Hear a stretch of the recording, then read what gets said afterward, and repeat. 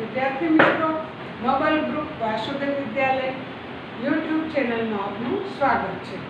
તો વિદ્યાર્થી મિત્રો, ધોરણ 7 આજનો આપણો વિષય છે સામાજિક વિજ્ઞાન। તો આપણે સામાજિક વિજ્ઞાનમાં પાઠ પહેલો આગળ શીખી ગયા। હવે પાઠનું નામ છે પૃથ્વી ફરે છે। આપણે આવ્યા અત્યારે બીજા પાઠમાં, બરાબર। તો પૃથ્વી શબ્દ આપણા માટે જાણીતો છે। પૃથ્વી એટલે આપણે જેના ઉપર રહીએ છીએ એ પૃથ્વી છે, બરાબર છે। પશુ પક્ષી પ્રાણી વનસ્પતિ જીવજંતુ પૃથ્વી ઉપર જ એનો વિકાસ થાય છે અને તે રહે છે પણ પૃથ્વી ઉપર। તો વિદ્યાર્થી મિત્રો, પૃથ્વી શબ્દ જાણી અને તેના આકાર વિશે, ફરે છે એટલે કેવી રીતે ફરે છે, ફરવાનું કારણ શું છે, ફરવાથી શું થાય છે, એવા અમુક આપણને પોઈન્ટ જાણવાના છે, બરાબર છે। તો પૃથ્વી એ શું છે? તો પૃથ્વી એક ગ્રહ છે, બરાબર। પૃથ્વી એક ગ્રહ છે અને તે ફરે છે કઈ રીતે? ભમરડો, ચકરડી વગેરે રમકડા તમે જોયા હશે તો બધાની ફરવાની ક્રિયા ગોળ જ હોય છે, બરાબર છે। તો આ બધા રમકડા છે એ ગોળ ફરે છે। પૃથ્વી પણ આ જ રીતે ફરે છે અને બ્રહ્માંડના દરેક પદાર્થો જેમ પૃથ્વીની જેમ બે ગતિ જ કરે છે, પણ પૃથ્વીની ગતિમાં બે પ્રકાર આવે છે, બરાબર। પૃથ્વીની ગતિના બે પ્રકાર છે। હવે આપણે એ શીખવાનું છે કે કયા બે પ્રકાર છે। તો તમે વિદ્યાર્થી મિત્રો, ચકરડી તમારી ટેક્સ્ટબુકમાં જુઓ, ચિત્ર આપેલું છે, એમાં ચકેડી મતલબ ગોળ ગોળ ફરે છે, બરાબર। તો તમે મેળામાં આવી ચકેડીમાં બેઠા જશો। હવે આ ચકેડી જેના ઉપર ફરે છે એને કહેવાય ધરી। જો ચકેડી તમને એમ લાગે કે પૃથ્વી ફરે છે તો આપણે કેમ એના ઉપર સ્થિર રહીએ છીએ, આપણે પડીને જ જતા અને આપણે એવું માનીએ છીએ કે રાત અને દિવસ થાય છે। ખરેખર સૂર્ય ઉગતો નથી, સૂર્ય આથમતો પણ નથી, પણ સૂર્ય ઉગવા આથમવાની ક્રિયાને કાંઈ મતલબ નથી। પૃથ્વી ફરવાને કારણે આપણને સૂર્ય ઉગેલો અને આથમેલો દેખાય છે, બરાબર છે। તો પૃથ્વી કેવી રીતે ફરે છે? તેની ધરી ઉપર સહેજ ત્રાસી રહીને ગોળ ફરે છે, બરાબર છે। હવે આ ચકેડી ઉપરના એના ઉદાહરણ ઉપરથી તમને સમજાઈ જશે કે આ ચકેડી એકદમ મોટી છે, બરાબર છે। આની અંદર કેટલી બધી ખુરશી છે, જે સીટમાં તમે બેઠા છો એ સીટ નથી ફરતી, પણ તમારી ગોળ જે રાઉન્ડમાં ચકેડી ફરે છે એ ફરે છે। તમે એ જ્યારે ચકેડીમાં બેસો ત્યારે તમને આજુબાજુની બધી જ વસ્તુ, જગ્યા, માણસો બધા ફરતા દેખાશે, બરાબર। તમે નથી ફરતા, તમારી ખુરશી નથી ફરતી, તમે જે સીટમાં બેઠા એ નથી ફરતી। તમે ઉત્તરમાં હશો તો થોડી વારમાં ચકેડી અડધો રાઉન્ડ ફરશે તો તમે તમારી ચેર દક્ષિણ દિશામાં આવી જશે। જો આ ઉદાહરણ પરથી તમને સરળતાથી પૃથ્વી ફરવાનું કારણ સમજાઈ જશે અને રાત દિવસ થવાનું અને સૂર્ય ઉગવા થવાનું કારણ પણ આ જ છે। જેવી રીતે પૃથ્વી છે પૂર્વથી પશ્ચિમ આ ગોળ ગોળ આ ચક્કર ફરે છે, ત્યારે જ્યારે પૃથ્વી સૂર્યની સામે આવે ત્યારે દિવસ હોય છે, પૃથ્વી જ્યારે સૂર્યની પાછળ હોઈ જાય છે ત્યારે રાત થઈ જાય છે। તો રાત અને દિવસ થવાના કારણો છે પૃથ્વીના પરિભ્રમણ। હવે પૃથ્વીનું પરિભ્રમણ, પૃથ્વીની ગતિ આપણે જોવાની છે। બે ગતિ છે, એક છે પરિભ્રમણની ગતિ અને બીજું છે પરિક્રમણની ગતિ। પરિભ્રમણની ગતિ એટલે દૈનિક ગતિ અને પરિક્રમણની ગતિ એનું નામ છે વાર્ષિક ગતિ। દિવસ દરમિયાન જે પૃથ્વી એક રાઉન્ડ ફરે એને આપણે કહીએ છીએ દૈનિક ગતિ। જો વિદ્યાર્થી મિત્રો, તમારી બુકમાં પૃથ્વીની બે ગતિ દોરીની બતાવેલી છે, પરિભ્રમણ અને પરિક્રમણ। પરિભ્રમણ એટલે ધરી ઉપર ફરે છે, પૃથ્વી તેની ધરી ઉપર ફરે છે। ધરીનો મતલબ એક પાઇપ જેમ કાલ્પનિક ધરી છે, આપણે અહીંયા રિશર પૃથ્વીની નીચે પાઇપ ગોઠવેલો છે જ નહીં, ધરી પણ ગોઠવેલી છે જ નહીં, એક કલ્પના કરવાની છે માત્ર કે પૃથ્વી સહેજ નમીને તેની ધરી પર ફરે છે અને તેને કહેવાય પરિભ્રમણ. હવે પરિભ્રમણની ક્રિયાને લીધે દિવસ અને રાત થાય છે. દિવસ અને રાત થવાનું કારણ પૃથ્વીની પરિભ્રમણ ક્રિયાને કારણે. બરાબર છે. હવે ધરી ઉપર ફરે તેને આપણે દૈનિક ગતિ અને કક્ષા એટલે પૃથ્વીની એક કાલ્પનિક દોરેલી અમુક હદ છે ગોળાઈમાં. બરાબર છે. આને કહેવાય પૃથ્વીની કક્ષા. જો કક્ષા ઉપર ફરતા પૃથ્વીને ટાઈમ લાગે છે, બરાબર, એટલે એને વાર્ષિક ગતિ કહેવાય છે. આખું વર્ષ પૂરું થાય એ દરમિયાન એનો એક આંટો પૂરો થાય છે. અને દૈનિક ગતિમાં સવારથી સાંજ સુધી, રાત સુધીમાં એક આંટો પૂરો કરે છે. હવે આપણે જોઈએ તો બીજું ઉદાહરણ જુઓ તમે. આપણી શાળામાં થાંભલો ખોડી અને સારણીમાં આપેલ વિગત મુજબ નોંધ કરો. જો તમારા અહીં ટેક્સ્ટબુકમાં ચિત્ર આપેલું છે, થાંભલો પડેલો છે. હવે દિવસ અને રાત કેવી રીતે થાય છે એ આ થાંભલા ઉપરથી આપણે જાણવાનું છે.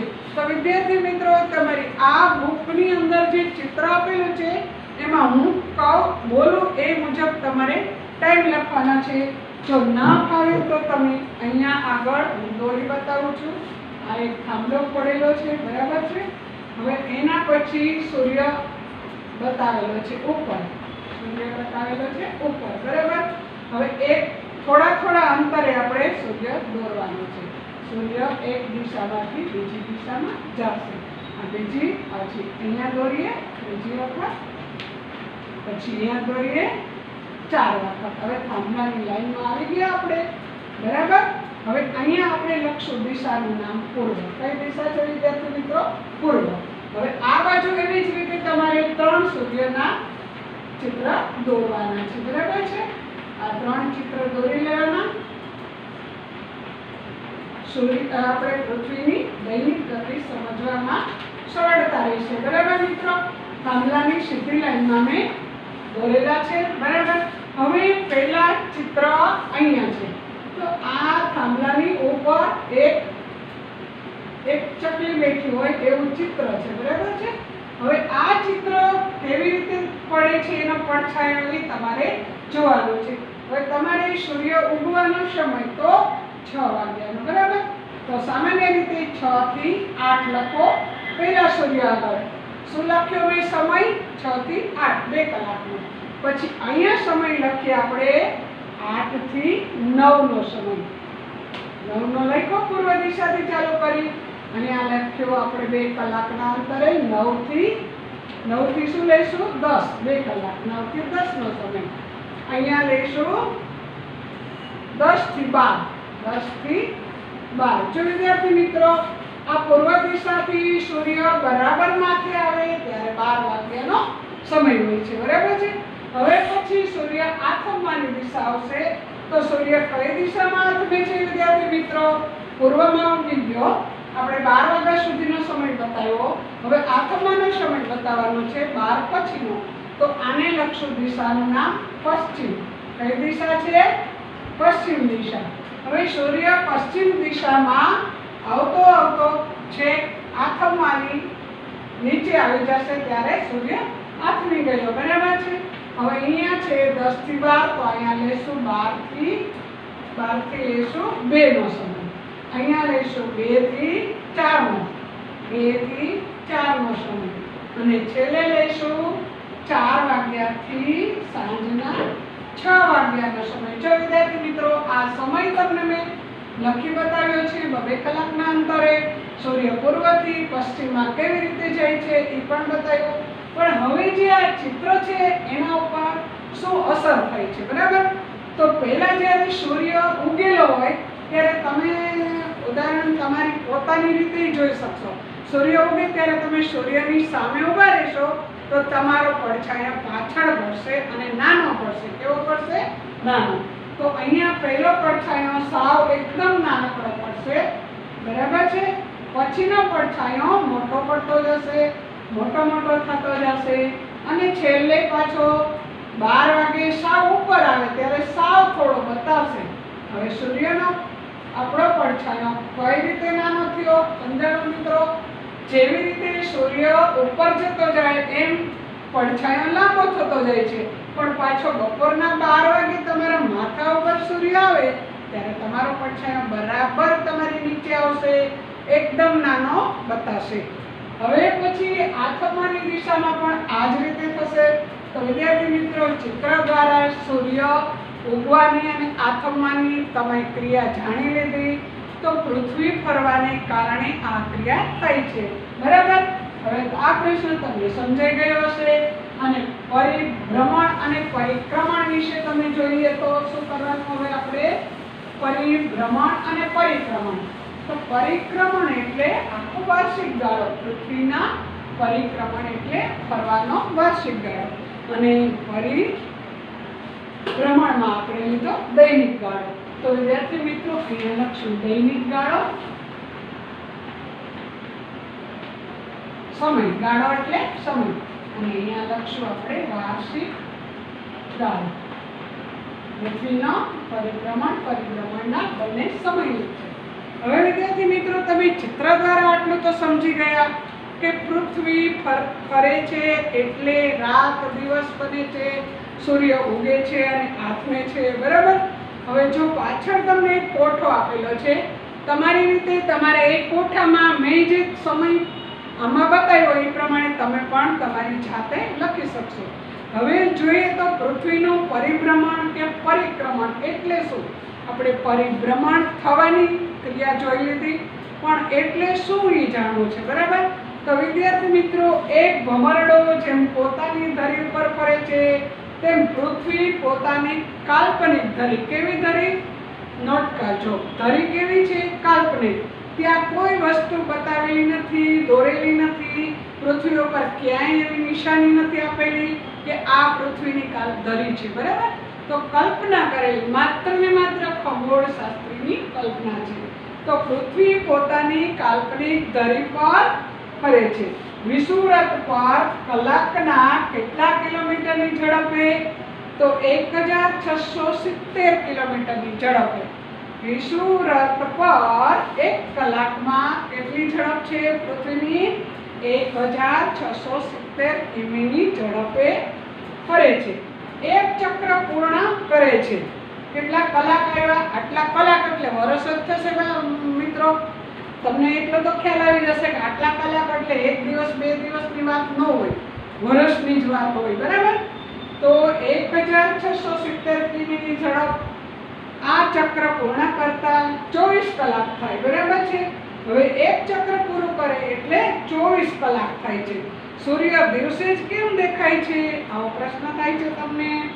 તો હવે જો સૂર્ય દિવસે કેમ દેખાય છે, ચંદ્ર રાત્રે જ કેમ ચમકતો દેખાય છે, દિવસ અને રાત સાથે થાય છે, આવા સવાલ તમારા મનમાં પણ થતા હશે.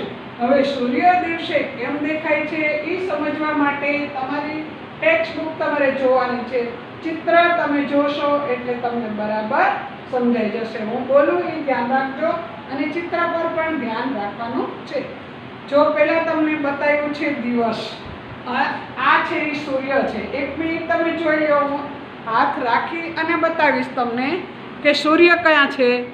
તો જો વિદ્યાર્થી મિત્રો, આ દેખાય છે, આ દેખાય છે, સૂર્ય દેખાય છે, બરાબર. હવે સૂર્યની સામે બરાબર શું છે વિદ્યાર્થી મિત્રો? સૂર્યની સામે લખેલું છે પૃથ્વી. આ છે પૃથ્વી. સૂર્યની સામેનો ભાગ કેટલો આવ્યો? તો પૃથ્વીનો અડધો ગોળો. પૃથ્વીના અડધો ગોળો સામે આવી ગયો, બરાબર. હવે સામે આવે છે ત્યાં દિવસ લખેલું છે. હવે આ પૃથ્વી ગોળ ગોળ ફરતી ફરતી સૂર્યની પાછળ જતી રહે છે. કઈ દિશામાં ફરી? આમ ફરે છે એટલે પાછળ જાય છે. તો પાછળના ભાગમાં વિદ્યાર્થી મિત્રો તમને કલર કેવો લાગશે? કાળો. હવે બ્લેક કલર છે, અહીંયા શું હશે? તો રાત. જ્યારે સૂર્ય સામે પૃથ્વીનો ભાગ હશે એટલા ભાગમાં દિવસ છે અને પાછળના ભાગમાં રાત દેખાય છે. રાત્રિ, ચંદ્ર, તારા બધું જ દેખાય છે. ઓકે, હવે તમને સમજાઈ જશે કે પૃથ્વી જ્યારે સૂર્યની સામે આવે ત્યારે પૃથ્વી ઉપરના આટલા દેશોમાં કે આટલી જગ્યા પર, સ્થળ પર દિવસ છે અને પાછળના ભાગમાં રાત છે. હવે સમજાઈ ગયું વિદ્યાર્થી મિત્રો રાત દિવસ થવાનું કારણ, ચંદ્ર રાત્રે દેખાવાનું કારણ? આ બધું તમે ચિત્ર દ્વારા બરાબર સમજી ગયા. હવે જોઈએ તો પૃથ્વીનો ગોળો અને ટોર્ચ એક ટોર્ચ લેવાની છે તમારે, બેટરી, બરાબર છે. હવે તમે એના પછી નેક્સ્ટ ચિત્ર જુઓ. તમારું ચિત્ર નંબર 2.4. ટોર્ચ દ્વારા તમારે દિવસ અને રાત સમજવાના છે. તમારે પ્રેક્ટિકલ તમારી જાતે તમે ઘર પર પણ આ કરી શકો છો પ્રયોગની રીતે, બરાબર. તો વિદ્યાર્થી મિત્રો તમે આ પણ જોઈ લો, જેમાં તમે ટોર્ચથી તમે જોઈ શકશો. ટોર્ચ બતાવેલી છે, જો તમારા બુકમાં, ટેક્સ્ટ બુકમાં આ સાઈડ ટોર્ચ લખેલું દેખાય છે. ટોર્ચનો પ્રકાશ પડે છે, કોના ઉપર પડે છે? પૃથ્વી ઉપર. હવે પૃથ્વીનો ગોળો ગોળ છે. તમે કોઈ પણ ગોળ વસ્તુ, બરાબર, બોલ મૂકો તો બોલમાં શું થશે? ઉપર આગળનો જેટલો ભાગ છે એટલા ભાગ ઉપર ટોર્ચનો પ્રકાશ પડશે, બરાબર, અને પાછળના ભાગમાં અંધારું લાગશે, પ્રકાશ પડશે નહીં. તો સૂર્ય પણ આ જ રીતે પૃથ્વી ઉપર પ્રકાશ આપે છે, અર્ધ ગોળાકારમાં, અડધા ભાગમાં અને અડધા ભાગમાં નથી આપતો. જ્યાં પ્રકાશ નથી આપતો ત્યાં સૂર્ય નથી દેખાતો, માટે ત્યાં રાત છે. જ્યાં પ્રકાશ આપે છે ત્યાં દિવસ છે. હવે ટોર્ચ દ્વારા પણ તમે પ્રયોગથી શીખી ગયા અને તમને વધારે જાણવા મળ્યું હશે, બરાબર. તો વિદ્યાર્થી મિત્રો હવે તમે આગળ જુઓ તો ભારતમાં દિવસ છે તો નીચેના દેશોમાં શું હોઈ શકે તે તમે લખો, બરાબર છે. તો આ તમે નકશા દ્વારા જાણી શકો છો. કેનેડા કઈ દિશામાં છે, જાપાન કઈ દિશામાં છે, મેક્સિકો પૃથ્વીના ગોળા ઉપર કઈ દિશામાં છે, ઓસ્ટ્રેલિયા કઈ દિશામાં, બ્રાઝિલ અને દક્ષિણ આફ્રિકા, આ બધા માટે આપણે પૃથ્વીનો ગોળો અથવા તો નકશો જોવો જરૂરી છે. તો વિદ્યાર્થી મિત્રો આ પ્રશ્ન તો આપણે રૂબરૂ જોઈ પૃથ્વીના ગોળા ઉપરથી અથવા નકશા ઉપરથી સમજી શકીએ એવો છે, બરાબર. હવે નીચે જો આપણે એના પછીનો પોઈન્ટ લેવાનો છે પરિક્રમણ.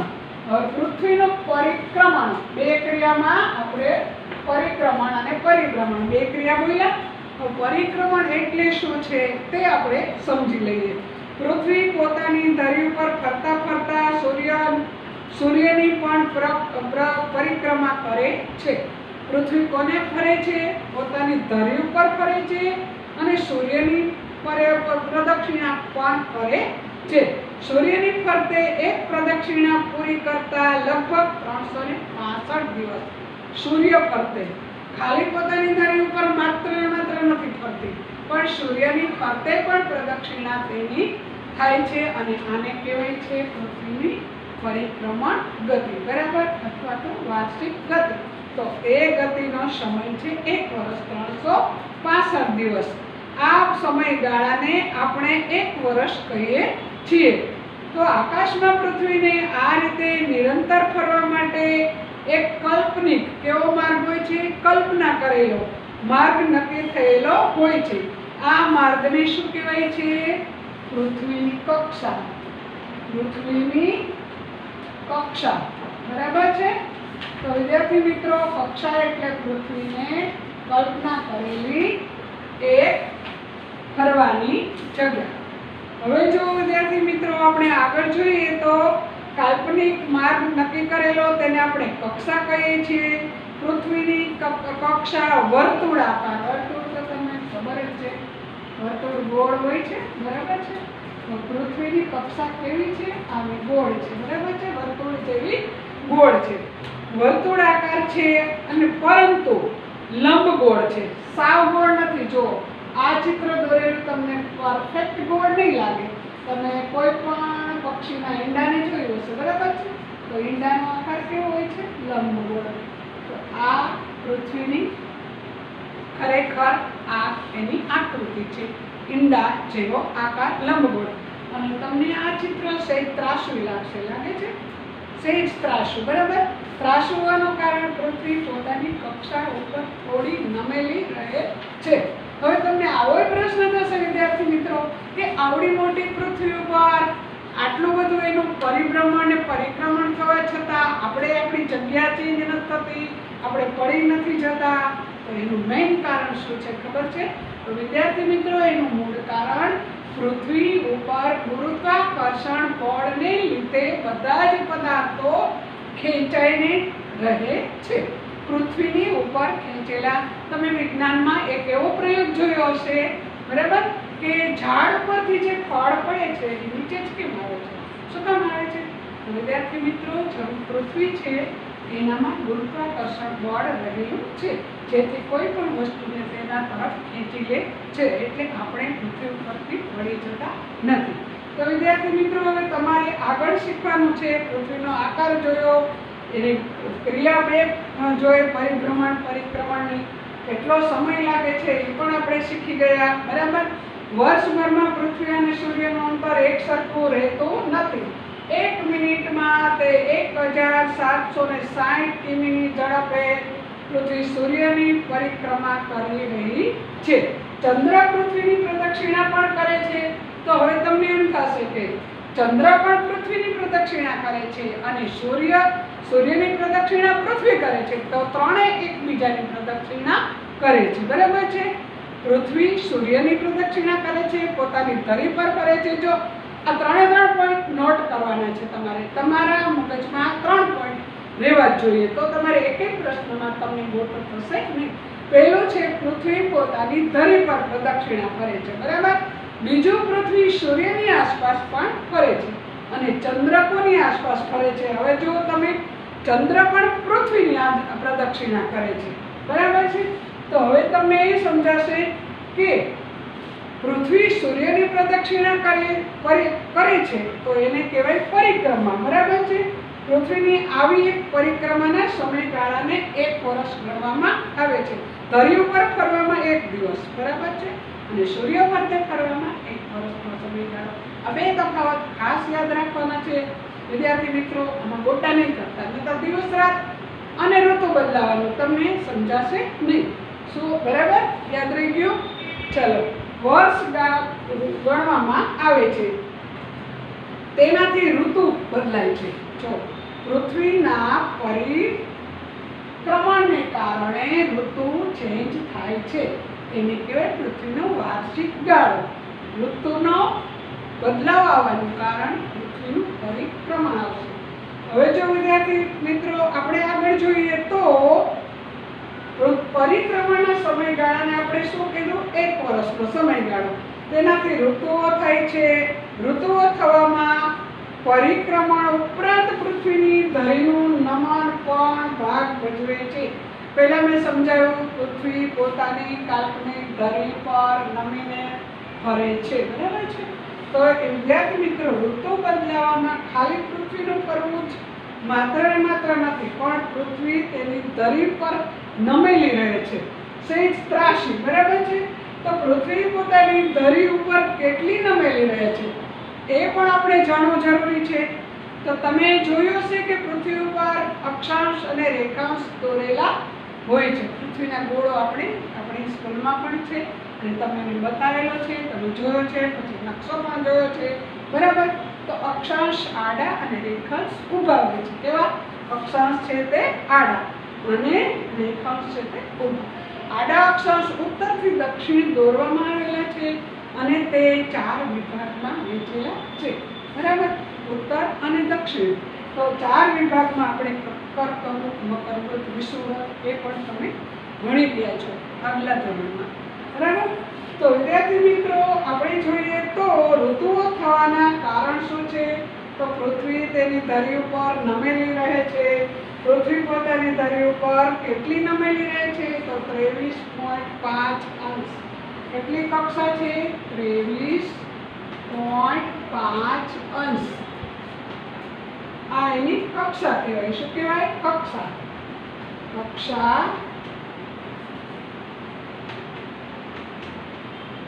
કક્ષાની સાથે. બરાબર. ની સાથે 66.5 અંશનો પાછો ખૂણો બનાવે. ખૂણો કેટલો બનાવે છે? 66.5 અંશનો પૃથ્વી ખૂણો બનાવે છે. શું બનાવે વિદ્યાર્થી મિત્રો? પોતે નમેલી રહે છે આટલા અક્ષાંશ પર. બરાબર. અને આટલો ખૂણો બને છે. તો પૃથ્વીના ધરી પર નમનના કારણે ઋતુઓ થાય છે, તેમ દિવસ રાત પણ લાંબા અને ટૂંકા થાય છે. પૃથ્વી ધરી પર નમેલી રહેવાના કારણે ઋતુ બદલાય છે અને દિવસ રાત લાંબા અને ટૂંકા પણ થાય છે. તો વિદ્યાર્થી મિત્રો, તમને માસ પ્રમાણે આખો કોઠો આપેલો છે. તમારી બુકમાં ખાલી માત્ર તમે વાંચશો તોય તમને સમજાઈ જશે આ કોઠામાં એક સ્ટેપ બાય સ્ટેપ તમારે સમજવાની જરૂર નથી, માત્ર વાંચી લેશો તો પણ તમને આ સમજાઈ જશે. અને ત્યારબાદ તમને મેં કીધું ઉત્તર અને દક્ષિણ, બરાબર. પૃથ્વીમાં ઉત્તર અને દક્ષિણ બે ગોળાર્ધમાં વહેંચેલા ભાગ છે. ઉત્તર ગોળાર્ધમાં ઉપર છે ઉત્તર ધ્રુવ, નીચે છે દક્ષિણ ધ્રુવ. તમારી ટેક્સ્ટ બુક તમે સાથે રાખજો, હું બોલું એ પ્રમાણે તો જ તમને સમજાઈ જશે. ઉત્તર ધ્રુવ કેટલા છે? 90 અંશ. દક્ષિણ ધ્રુવ કેટલા અંશ છે? 90 અંશ. કુલ કેટલા અંશ થયા? 180. બરાબર. તો તમારે એ વિચારવાનું કે પૃથ્વીનો ઉત્તર અને દક્ષિણ બે ભાગમાં 90 એટલે કુલ મળી અને 180 અંશ અક્ષાંશ વૃત્તો આવેલા છે. હવે આ વૃત્તોને કેટલા વિભાગમાં વહેંચેલા છે? 3 વિભાગમાં. બરાબર છે. જો પેલું છે 66.5 અંશ, બરાબર છે.